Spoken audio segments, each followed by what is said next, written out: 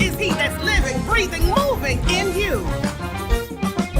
Greater is he that lives in me. Greater is he that lives in me. Greater is he that lives in me. Greater is he that lives in me. Greater is he that lives in me. Greater, greater, greater, greater. I jumped out of the bed. Come on, let's go. Feeling the weight of the world on my shoulders. Shake it off.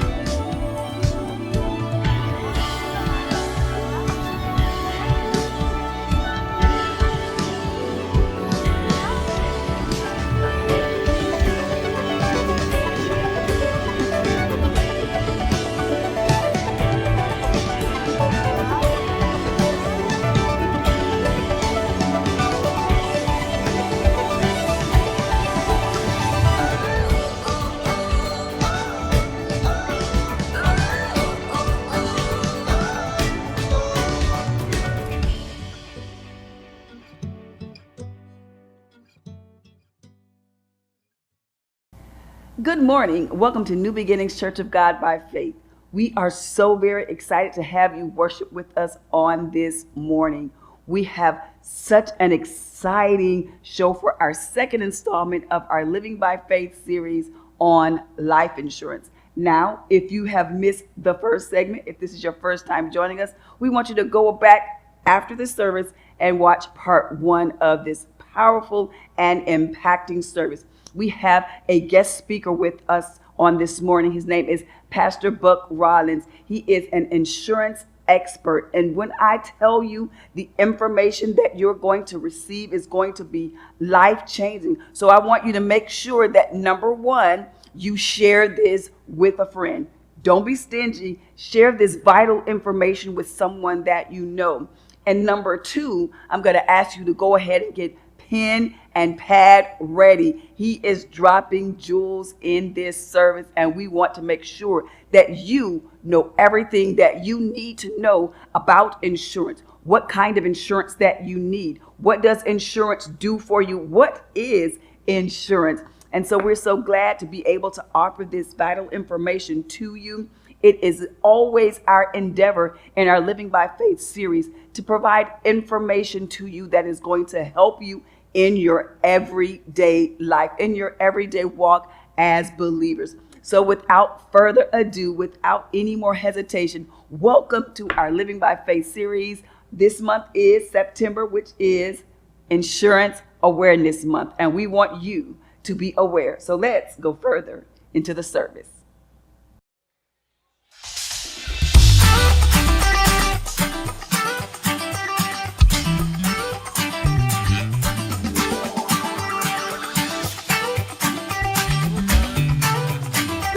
Let's go. 1, 2, 1, 2, 3. Everybody move.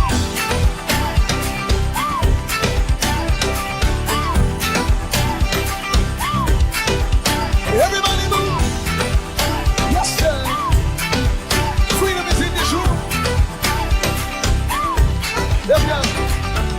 There is a sound from heaven that changes everything. I am free, no fear is holding me. Nothing can stop my praise. We were made for freedom. Jesus has redeemed us, my friend. Yeah, yeah. Sing it out together. Freedom reigns forever and ever. Let freedom fill the room.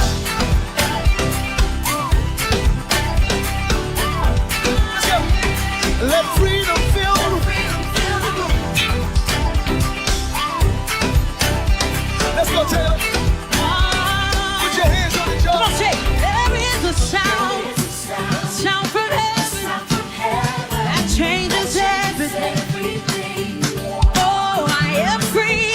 No fear is holding me. Yeah. Nothing can stop my praise. Here we go, say,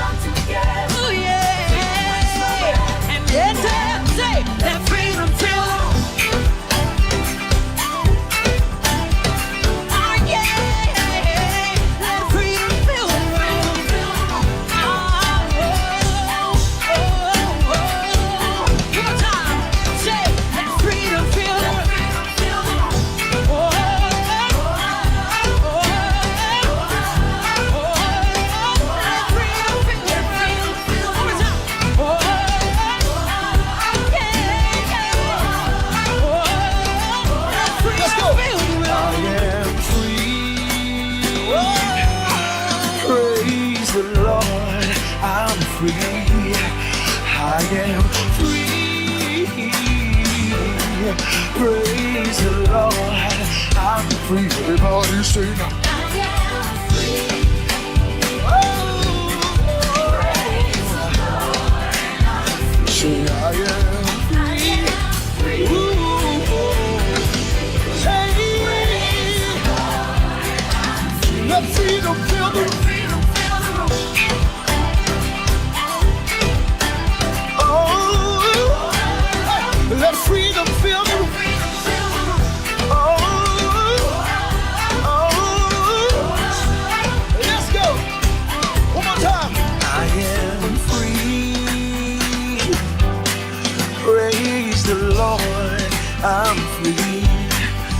longer bound. No more chains holding me. Ooh, my soul is resting. Oh my God. It's just a blessing. Come on, let's raise it like a big choir. Praise the Lord. Everybody raise your voice and say, Praise the Lord. everybody raise your voice and say, Praise the Lord. he's been so good, he's been so good. Praise the Lord. He's been so good, he's been so good, yeah. Praise the Lord. I got a reason to. Praise the Lord. I got a reason to. Praise the Lord. He's been so good, he's been so good to me. Praise the Lord. He's been so good, he's been so good to me. Praise the Lord. He's been so good, been too good to me. Praise the Lord. Everybody praise. Praise the Lord. Hallelujah. I'm free.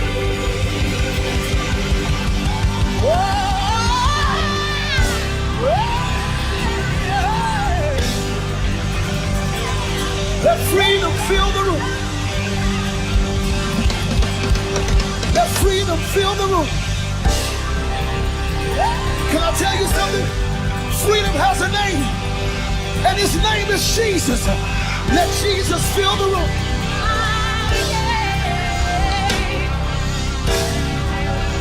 I said, let Jesus fill the room.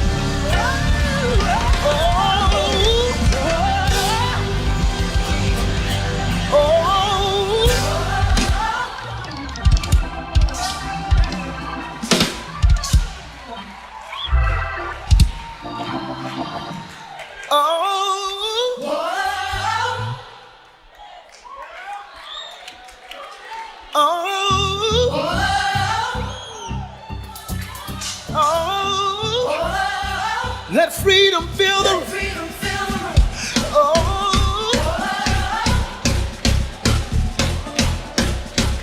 Let freedom fill. We gotta go.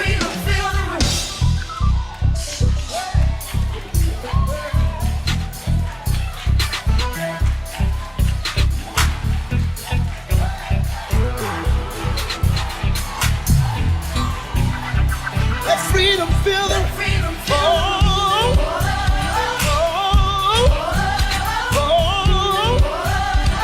Let freedom fill the room.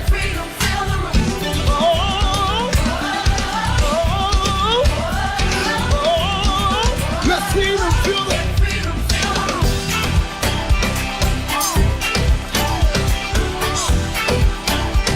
Let freedom fill the room.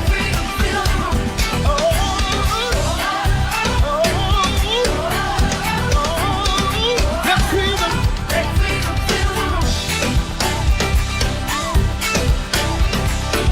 We gotta go last time. Say I am free. Stay right there. Say I am free. Praise the Lord. No music. Say I am.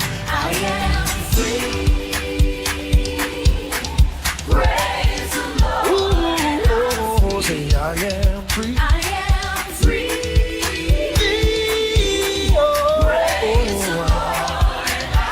Say I am free. Whom the Son sets free is truly free indeed, y'all. Whom the Son sets free is truly free indeed, y'all.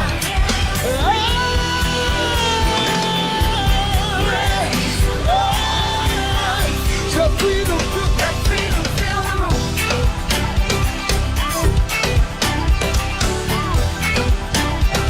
Let freedom fill the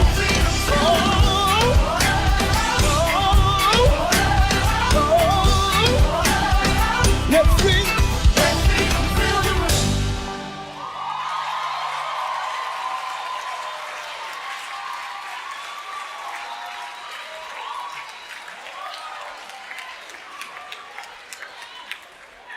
Don't. I'll hear you in my ear. Stop. Here's about to go boom, boom, boom, boom, boom. Boom, boom, boom, boom, boom. Boom, boom,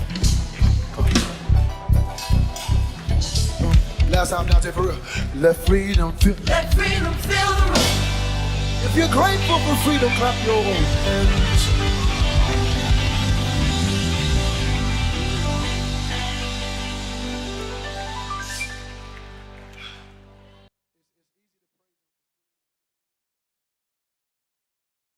This is the time in our service where we give you a chance to minister in giving.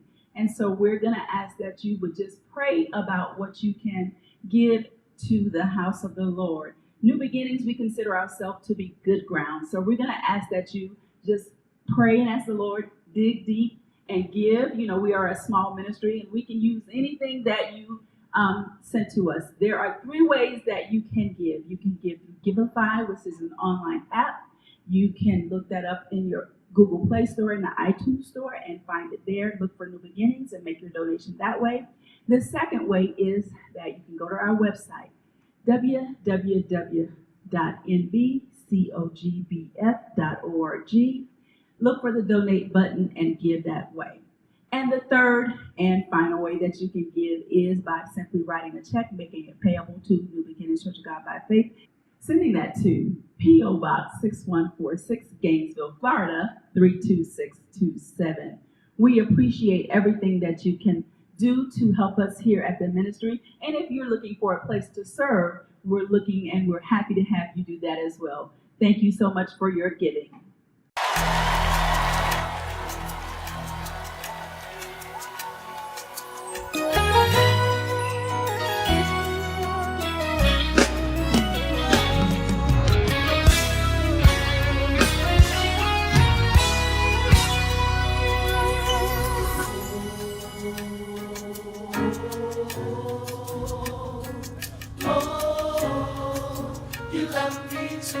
You love me too much.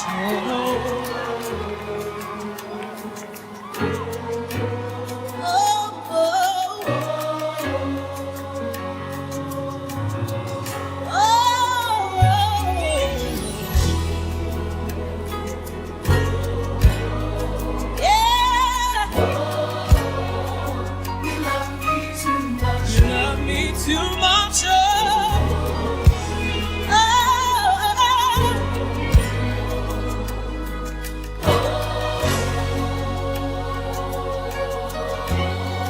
Your love is high. Your love is patient. You fill my heart with so much peace and joy. You're amazing.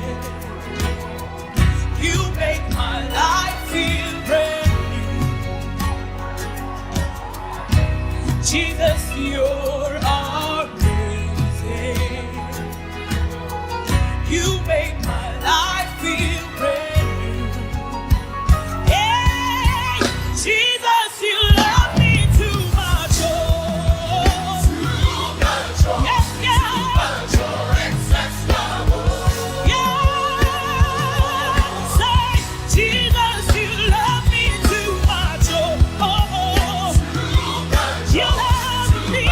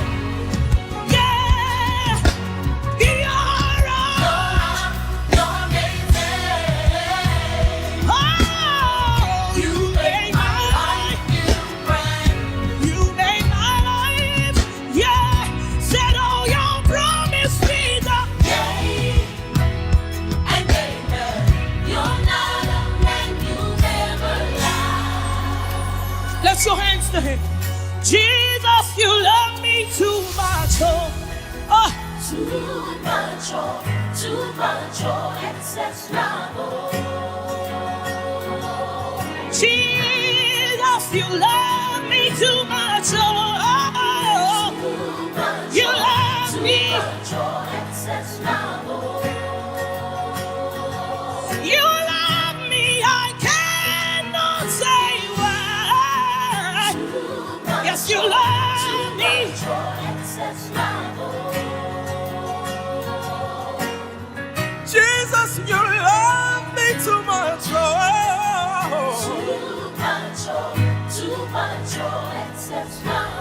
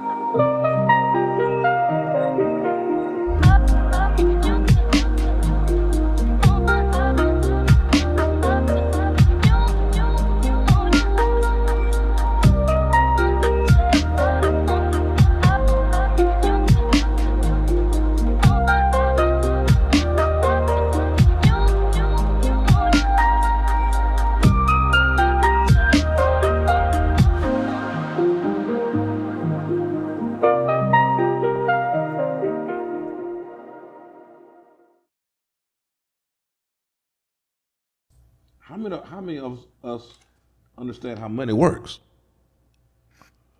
It's a small amount. I can't say that I have a huge education on how money works. Well, just keep it real simple. That's real simple. Money can do one of three things. Right. It can increase, it can decrease, or it can stay the same. Yes. Right? I mean, that's after all is said. That, I mean, it's going to go up, it's going to go down, it's going to stay the same. All right. Now, if you could eliminate one of the three, which would it be? Going down. The going down. All right. That's what insurance does. It takes away that factor. It gives you a floor, so you never lose your money. Whatever you gain is always yours. You never lose it. Okay. So these are things that insurance will do for folks, but people don't know what people don't know. And when the word says we are perishing, we are wasting away because of lack of knowledge, that's why Life Insurance Awareness Month or Insurance Awareness Month is so important, because we can then go and occur to folks, this is what's available through insurance. So we have an opportunity to go and educate. The lion's share of what I do is educating folks. And once people get better information, they make better decisions. Okay? All right. Now, how many of us like paying taxes? No, not at all.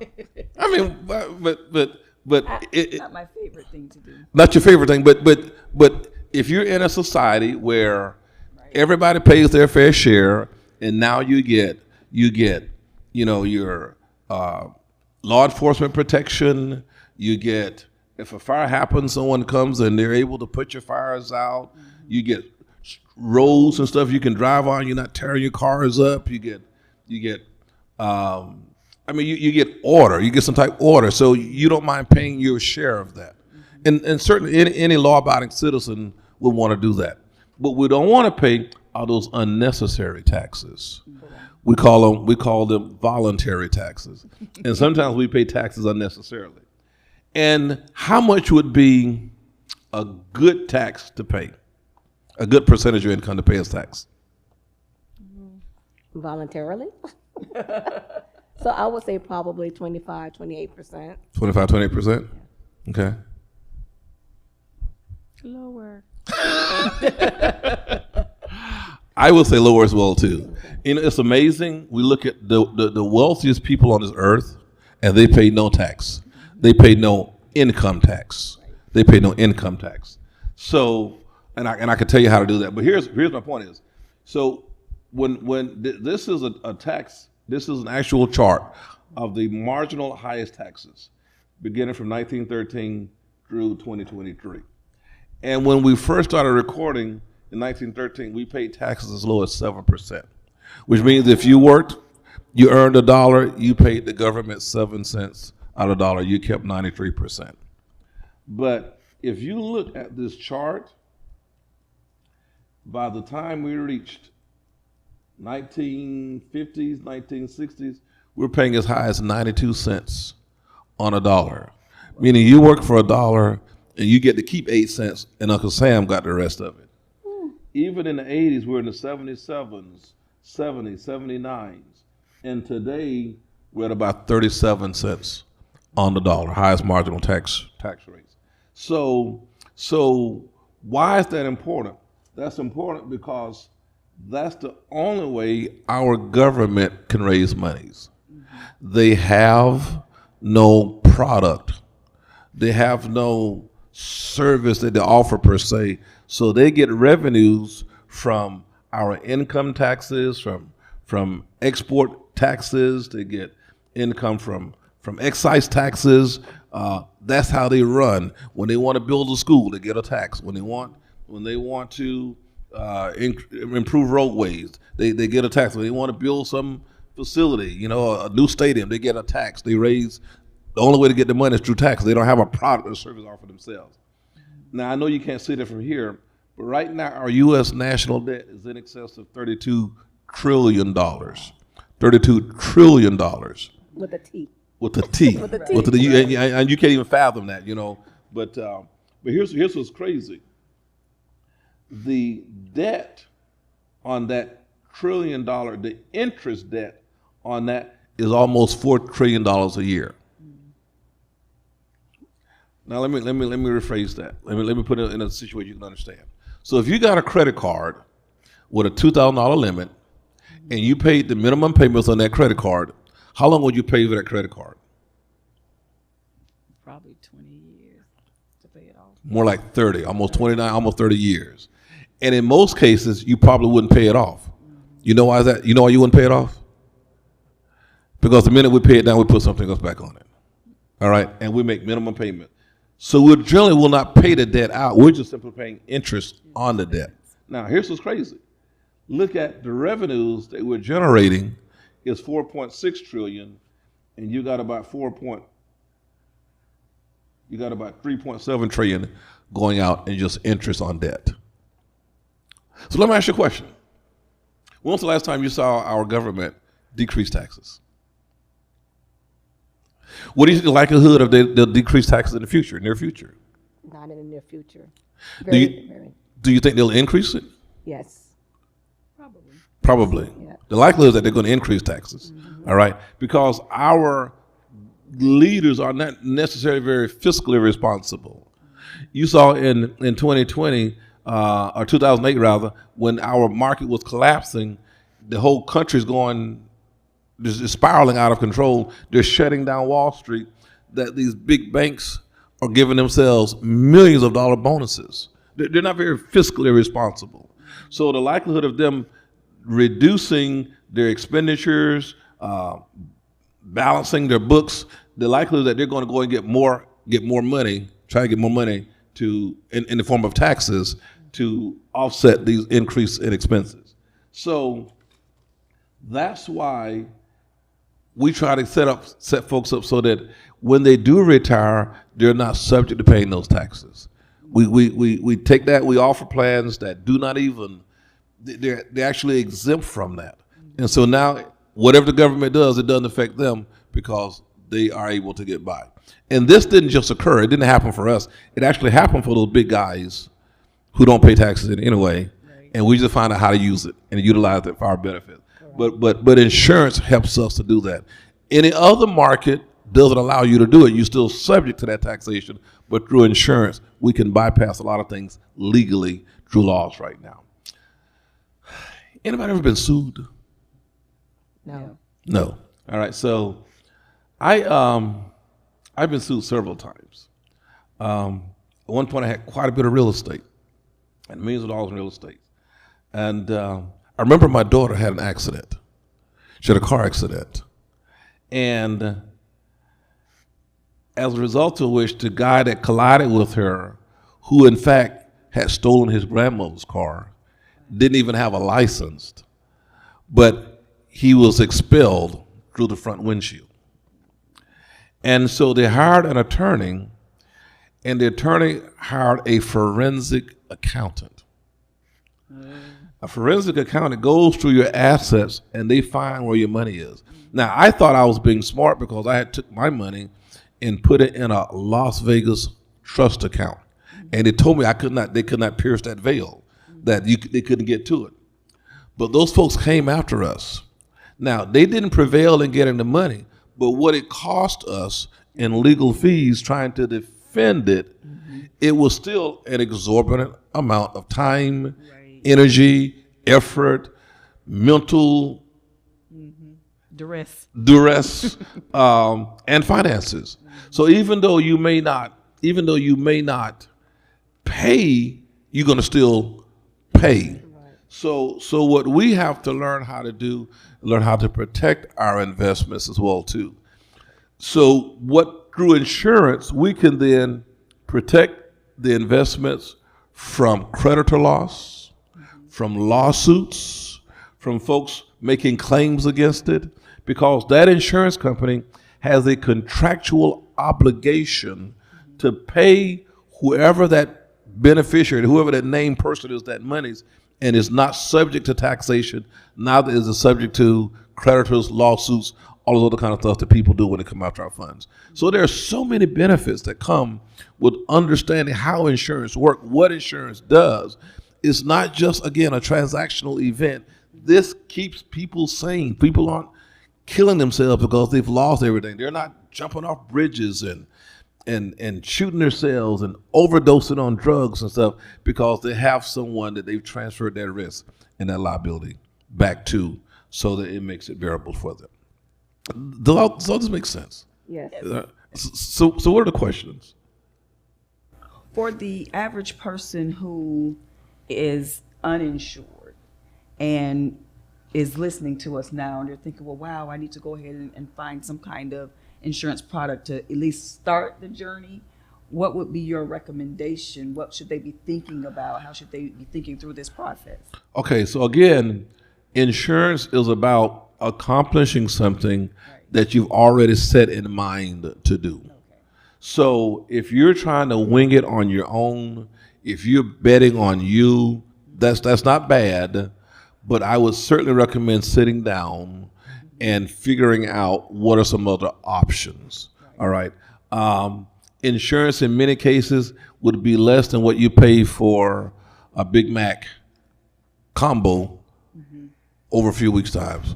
So it doesn't have to be expensive, but what it does need to do, it does need to make sure that whatever it is you're trying to get accomplished is gonna happen the way you want by setting up these plans in place.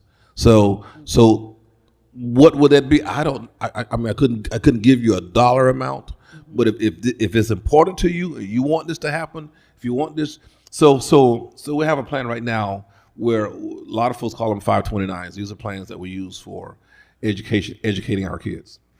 And a lot of times kids don't get educated because they don't have the cost, they can't afford it. And college today is more expensive than it's ever been. And so if you're not putting aside money now, then it's going to be very difficult when that time comes. And so as a result, a lot of folks, unless they get some type of scholarship or something, or get bogged down in just student loans, they just won't go. They just won't go. So we have plans that for pennies on the dollars, $50 a month, you can set that grandchild up. So I have these in all my grandkids, so when they get to retire, all these guys are getting 7-figure incomes every year, and then they can take some of it out and go to college. They can take some of it out, purchase a first home or something like that. But they got to continue putting it back in. And when they actually do retire, they're making 7-figure, high 6-figure incomes for the rest of their lives. All of these things you can start setting up now. And it doesn't cost very much. So the way money works is you got time and you got interest. Time and interest. And as long as you got time, as long as you got interest, you can make money to do some amazing things. Amazing things. Yeah, and like you say, you have them on your grandkids. I have them on mine too. Because my thing is, I don't want to just give my grandkids a seat at the table. I want them to have the table. Right. So by starting them when they were young, we, like you say, just small amount of money every month. So when they get ready to make that purchase or open their own practice or buy that house or have that dream wedding, that money is there for them. Now, here's the thing, though. So the word says that to give a child money and not teach a child or train a child what to do with that money, in some cases, is more of a disservice than a service. Right. So we have to train our children how money works. Again, they don't know. For them, Mikhail, for example, my grandson, my oldest grandson, I mean, it's about a video game. It's about another pair of ripped jeans. It's about the newest shoes that come out. He gave me some term that they use in games that means money, flub or flub. I'm not sure, but it's some kind of name, some terminology they use. That's to them. That's what it's all about. So we have to teach them what is tithing, what is savings, how do you put monies aside, why do you get out of debt, why do you not get into debt if you can get into it, we have to teach them how to handle those, because if you give them the funds without having taught them, in many cases you put them in adverse positions. So yes, we want to do it for them, but we also have to teach and train them what to do, and not just our kids, but we have to teach others too. Because as I said, people waste away because they don't know any better.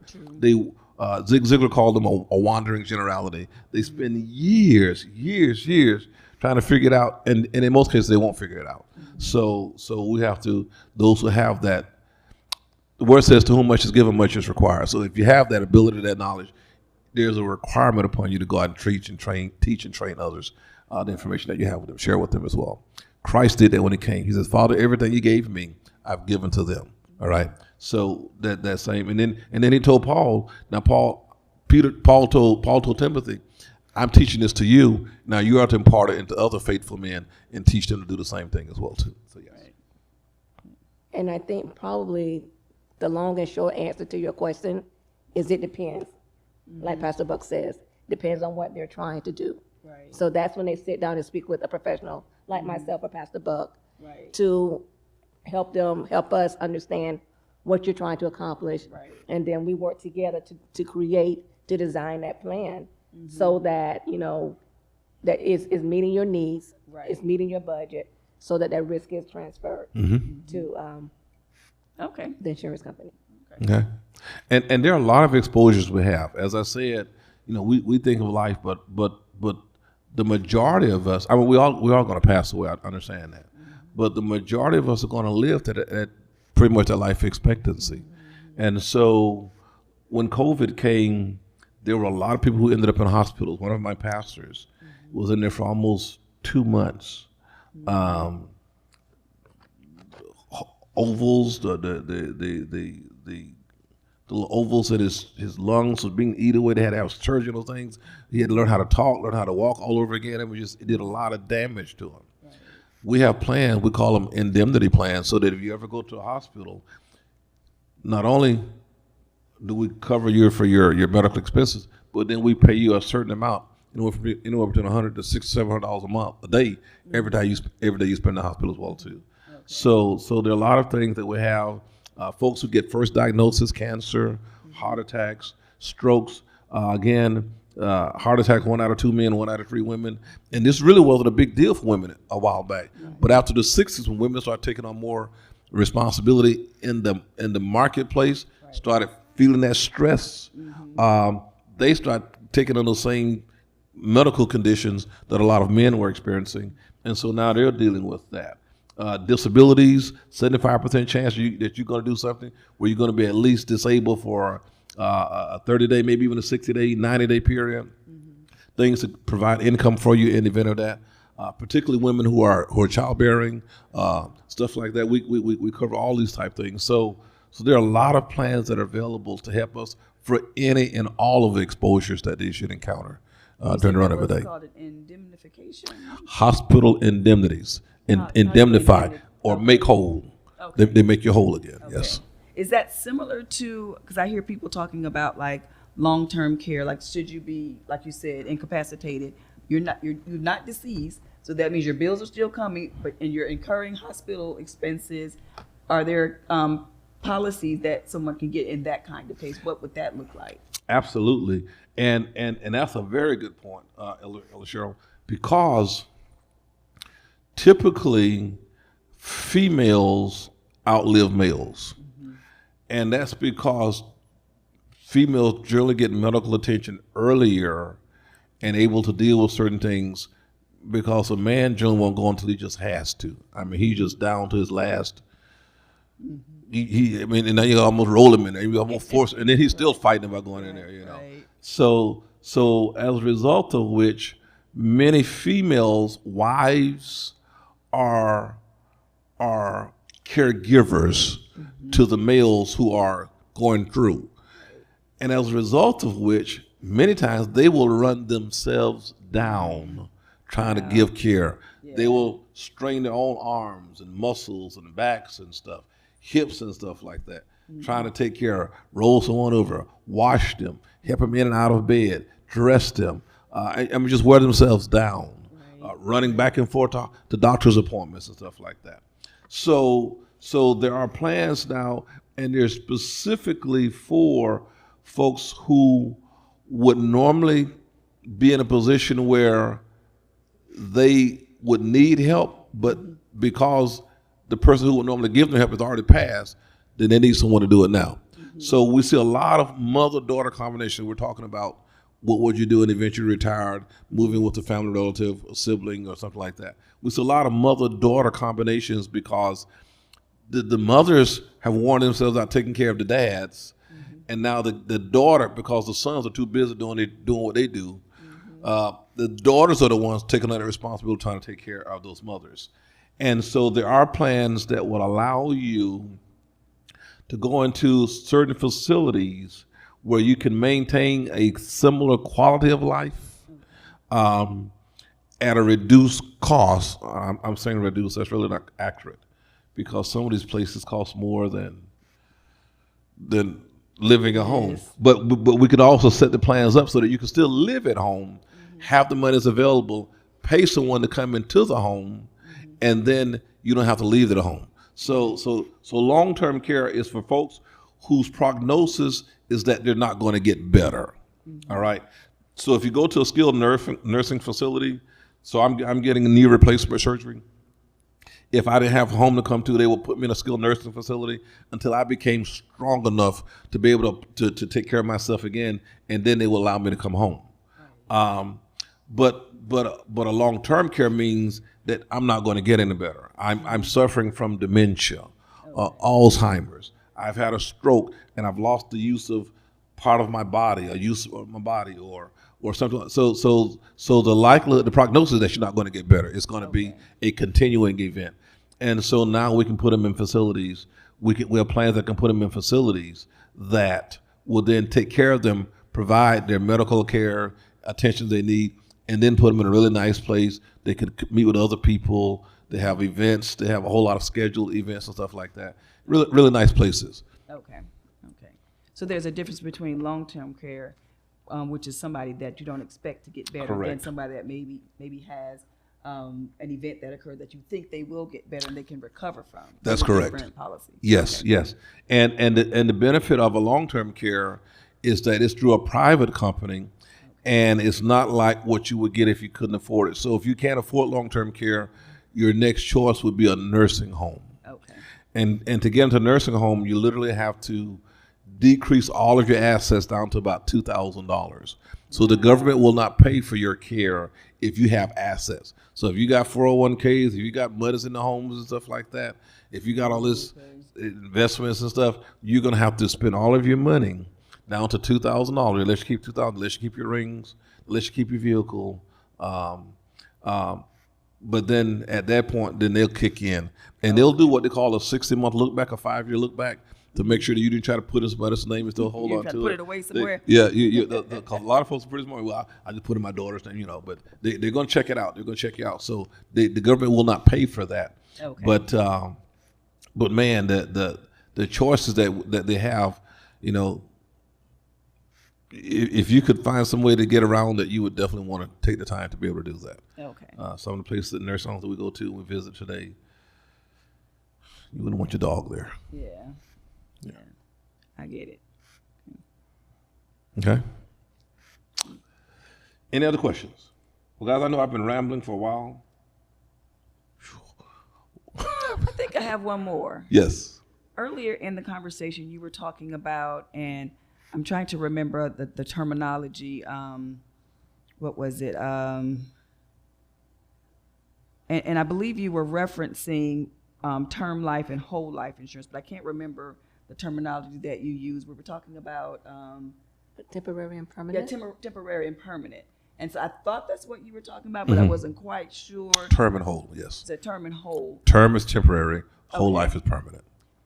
When would you want temporary life insurance? What would be a good scenario, like a life scenario that would be good to do that? Again, the scenario where we gave, the example where we gave, the godmother bought a car, Okay. and she was financing it for 5 years. So in the event something would happen to her between that 5-year period, the car would still be paid off.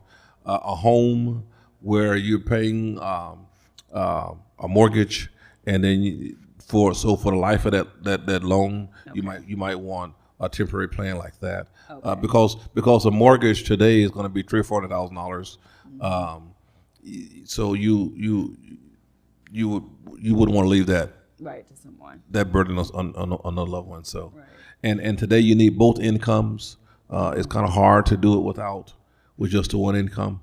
So something along those lines to help offset those costs. And I think also another example would be, let's just say you have a limited budget, but you're healthy, young and healthy, and so you want to get something, Right. So term insurance would be another route that you can go because it's less expensive and you Okay. can get coverage, but knowing that you will eventually need to get a get whole- something Okay. permanent. Yeah. Okay. Okay. So that can be like a stopgap until you're financially able to afford like a whole life. Okay. And understanding that the younger you are, the less expensive it is. So as you get older, temporary or permanent, it's Okay. going to be more expensive as you get older. Okay. Yes. Anything else? Any other questions? Well, guys, again, thank you all for inviting us. We've been more than happy to come back. If anyone needs to get with us, you have Sister Beverly's number, information. We travel across the country. We train across the country. We have over 900 agents that work with us right now. So we'd be more than happy to come in and do a training or sit down and personally schedule a time to go over whatever your goals and stuff are and let you know what your options are, what's available out there to help you get that accomplished. Sounds good. Great content. So once again, Pastor Butt, thank you so much. Yes. There's just so much information. I hope you all took great notes because he poured it out to us. There's a lot of information, so you have to refer back to your notes. And if you have any questions upon referring to your notes, give us a call. Pastor Butt, we'll put your information of how we can reach you. Also, I can assist you all with that as well. I work with Pastor Buck. I don't have 40 years of in the industry, but I have over 30 years in the industry, eight of which have been as a life insurance agent. So I can also assist you with those programs. And so once again, we want to say thank you so much for joining us. We hope that this has been helpful to you, that it has cleared up a lot of your questions, some misunderstandings about how you utilize or how it benefits you and your family, and that you will, if you are uninsured, that you will make some provisions to get that taken care of, because as we know, life is so unexpected things happen, and we cannot prepare for, death. We cannot prepare for it, but we can be prepared for it. So let's make sure that we're doing that. And Bev, I might add, 70% of my clients already have insurance. As I said, sometimes they're the easiest ones. But about 60% of that 70 are underinsured. They're underinsured, and they know it. And they know it. And many times they're afraid that the cost to get more is going to be cost prohibitive. We have some very, very good plans that aren't nearly as much as you think they would be. And then the other reason folks don't is because as we get older, we start developing these health conditions in which folks say they will become uninsurable. Right. Nobody will take on that risk. Well, I'm happy to say as long as you got at least 1 foot out the grave, can't have both of them in it, but at least one of them out. We have carriers that will cover you and protect you, and so there's very few people we can't help who want to be helped. Right, and starting as early as 14 days old. Yes. Once you pass that 14 days, we can help you. Up to age 90. Up to age 90, we can help you. 14 days to 90 years. Correct. Wow. Yes. Well, thank you all so much for joining us on this morning. We know that you have been extremely blessed with the wealth of information that Sister Beverly has given us. I mean, Pastor Buck just poured it out. Like she said, I know you took so many notes. Go back over your notes. If you didn't take notes, watch this again and take notes the next time. We are so thankful for you being here. Pastor Buck talked about insurance that you can have, for your life. But Jesus gives us insurance for life after this. So if you're joining us and you do not know the Lord, but you want to be assured and insured that heaven is your home, we would like just to say this prayer with you, that you can pray for the Lord to come into your heart. All you have to say is, Lord, I believe that you came, that you died, that you bled, you resurrected and ascended to the Father so that I could join you there. I receive you today as my Savior. And then you are now a member of the body of Christ. And if you need a church home, New Beginnings is a good place to get foundationally set in your faith so that you can know in whom you have believed. Again, thank you so much for joining us, and we will see you next Sunday. Amen. Wasn't that powerful information? Didn't you learn so much? And just as a check, I want you to give us one thing that you learned in this service that you didn't know before. Put that in the comments so that we can learn, we can grow, and that as others view and watch this, that they can learn from you as well. Again, thanks so much for joining us. We appreciate you. And like I said in the beginning of our service, if you didn't get to watch part 1, you can go back and watch that service right now. There should be a link somewhere around here and maybe in the description box. Also, if you want to reach out to Pastor Rollins or to Sister Beverly Rollins and you want to get information or you want to have a sit down about how you can make sure that your family is insured, that information is also in the description box for this service. Again, we love you with the love of the Lord, and we look forward to seeing you in service next week.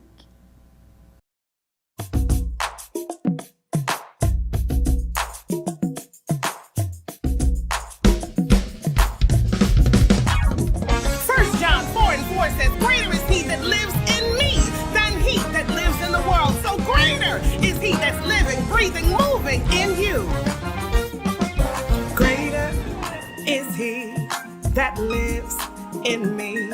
Greater is he that lives in me. Greater is he that lives in me. Greater is he that lives in me. Greater is he that lives.